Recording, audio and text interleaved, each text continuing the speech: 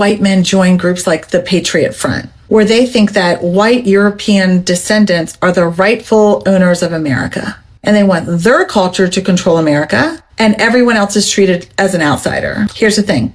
Hate groups are very good at offering certain men 4 things they desperately want: belonging, purpose, certainty, and power. Because these men in general probably felt in life invisible, lonely, unsuccessful, angry, or unsure of their place or purpose in the world. So then this group comes along and says, none of this is your fault. You were born into a superior group. America belongs to you, and all these other people are stealing what is yours. And suddenly you think that you're not just some ordinary guy struggling in life. I mean, you are. But this group tells you otherwise. And now you think that you're just this big warrior that is saving your country. And that's the hook that they get you with. They turn loneliness into brotherhood, their shame into anger, their confusion into certainty, and all of their personal disappointments into somebody else's fault. And then it gives them a hierarchy, because insecure men love a hierarchy. And it's the easy way out. Because if being white and male automatically puts you above women, black people, immigrants, gay people, and everybody else, then you don't have to earn your importance through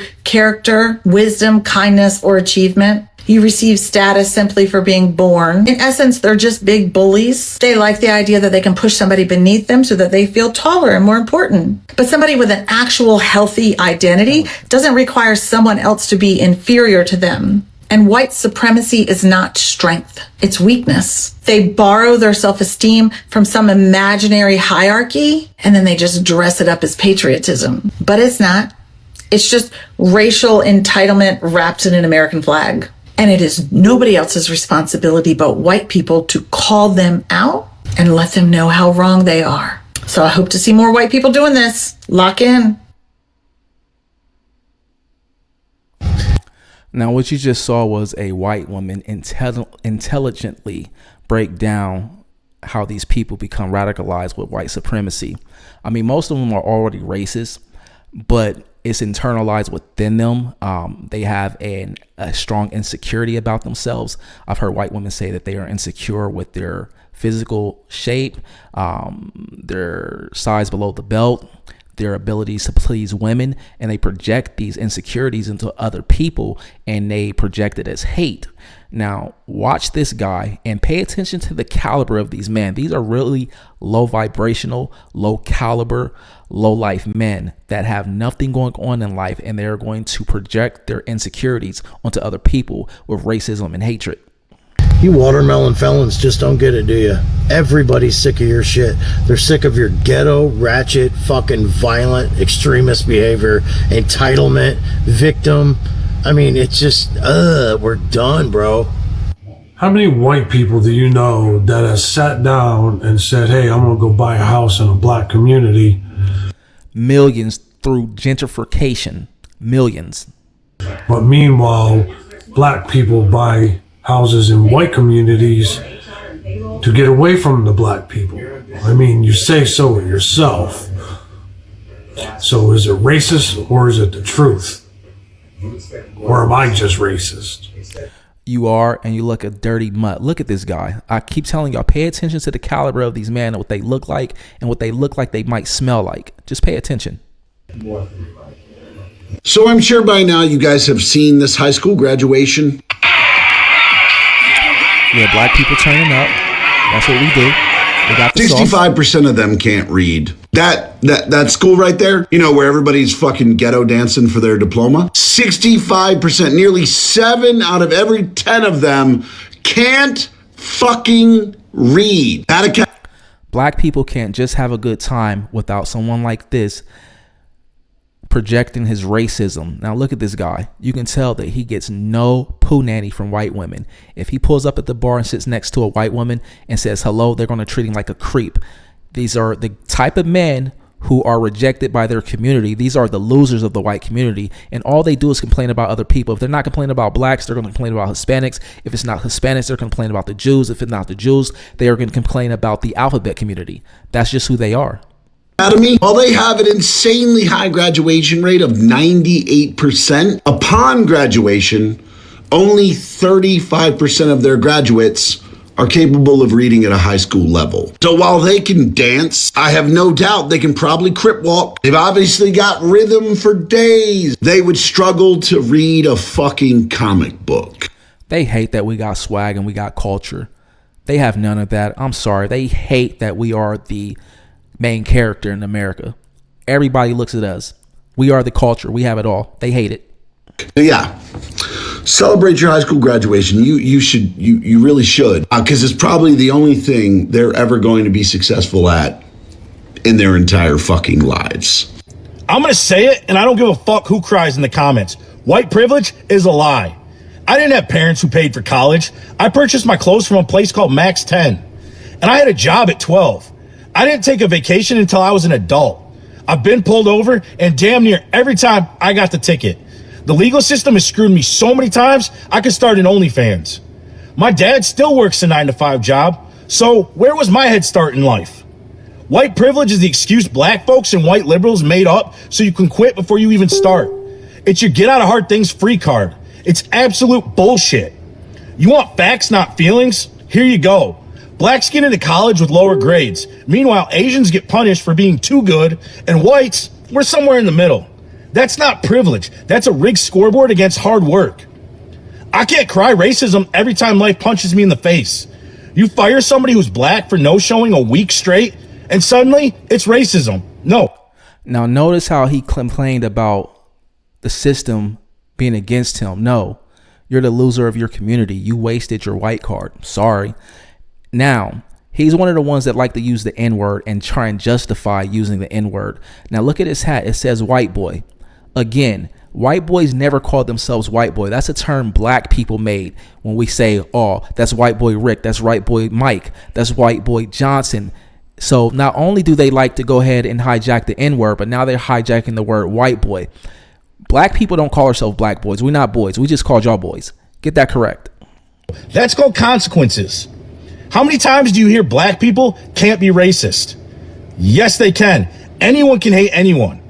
You can have black pride, you can have brown pride, but say white pride and you're labeled a racist. That's because whenever you have white pride or you celebrate being white, it's always rooted in racism. You never hear a white person celebrate being white or showing white pride. Every time they do it and start denigrating other groups of people, and they start speaking hatred towards other people. They never talk about accomplishments. It's always rooted in hate. You want to talk slavery? Fine. Are we putting black slave owners on trial too? Or are we just making white people the villain because that's what fits the narrative? You scream about generational wealth while you're living in your grandma's paid off house that got handed down. Newsflash, 99% of America doesn't have generational wealth. White, black, brown, we got bills and we don't have no trust funds. White privilege is the No, you don't have any trust funds because you're the loser of your community. ghost story you tell to avoid admitting your failures are your own. It's not privilege, it's envy. It's fucking victim mentality. It's delusion. You don't succeed because you're white, just like you don't fail because you're black. You win or lose by your own sword. Nobody's holding you back but yourself and your excuses. White pride doesn't exist. Period. End of story.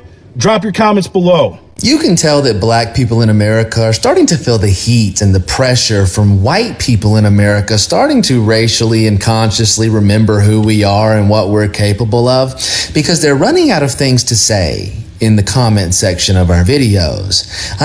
So running out of things to say, that's what he got because of the comments. His take is because we're starting to realize what they're capable of because we're in the comments saying certain things. That doesn't even make any sense, but go ahead. I get like the same 3 comments from black people underneath every video I post. They seem to have an obsession with the sun and think that the sun is going to kill white people for some reason. They seem to have an obsession with Epstein because they still haven't been able to figure out that Jews are not white people. It's just not an obsession with Epstein. This is an obsession with you are the top of the rate percentage when it comes to PDF files, the top of the percentage when it comes to zoophilia, ending up on zoo sites having intercourse with animals, and you are the top percentage when it comes to grape. intellect problem. And they love calling us Neanderthals because I think that they think that that means we're dumb and we're cavemen not that long ago. But that's not what that means anymore. David Reich, the out of Africa theory guy, has found a genetic connection linking Denisovans, Neanderthals, and Homo sapiens together around 500,000 years ago, making us a cousin species. And around this same time, we see a uniformed cultural explosion amongst all the different Homo species on Earth. So he's testing a hypothesis that would suggest we actually all descend from a Neanderthal common ancestor, not a Homo sapien common ancestor. And he thinks it's going to be this Neanderthal common ancestor located in the Caucasus region or possibly even the Fertile Crescent, where life begins in the Bible, that brought intellect to all the other Homo species on Earth. So actually, the only reason that we are who we are today is because we actually have Neanderthal DNA in our blood. And it looks like we're the ones that brought you guys intellect 500,000 years ago, just like we did 200 years ago. Okay, so that's about it. I mean, this pretty much sums it up for you. I mean, look at this guy. Doesn't he look like Shaggy that just got a little bit of haircut? It's like Scooby-Doo sitting right behind him, pretty much probably barking at him, shut the hell up. Okay? These guys sit around all day, and this is what they think of. They have nothing else in life going for them. This is what they think of all day. How can I be more racist? How can I feel better about myself? How can I socialize more with people? Oh, I'll go and find some more people that's racist so we can bond and I can feel like I'm a part of something. That's exactly what they do. They love saying this stuff on TikTok and on their posts because the racist dogpile in the comments, and they feel like they said something. They feel like they put black people in their place. They feel like they're better than what they were yesterday. That's why they do this shit. But these are pretty much worthless people. These are the incels of the white community. They're worth nothing. But that's all for this video. Like, comment, and subscribe. Until then, see you next time.